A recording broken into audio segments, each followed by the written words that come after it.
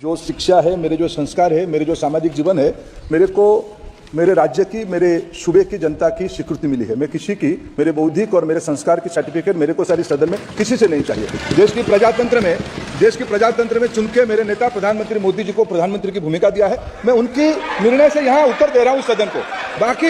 बाकी ये कहना चिल्लाने से सच झूठ नहीं हो जाएगा साहब। ये जो कहा गया देश की अभी की एग्जामिनेशन सिस्टम रबिश है सर, इससे दुर्भाग्यजनक बयान देश के नेता प्रतिपक्ष का कुछ नहीं हो सकता है सर। मैं कठोर शब्द से इसको निंदा करता हूं।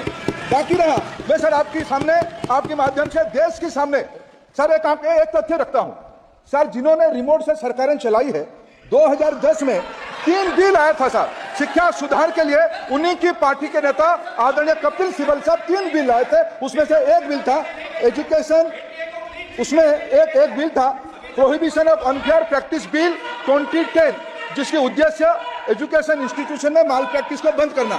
सर मेरे सरकार की हिम्मत है, अभी हमने पब्लिक एग्जामिनेशन की रेगुलरिटीज में बिल लाए, कानून बनाए। क्या मजबूरी था कांग्रेस पार्टी की, क्या मजबूरी था नेता प्रतिपक्ष की? उन्होंने उस बिल को उल्टा किया, किसके दबाव में उल्टा किया? क्या निजी मेडिकल कॉलेज की दबाव में, उनकी घूसखोरी की दबाव में उन्होंने उस बिल को उल्टा किया था? सच सुनने की सामने है। ये मैं किसी की विद्वता पे प्रश्न नहीं उठाता हूं, लेकिन सच 2010 में शिक्षा सुधार की बिल उन्हीं की सरकार ने लाया था, दबाव में उन्होंने उल्टा किया। ये हमको प्रश्न पूछते हैं।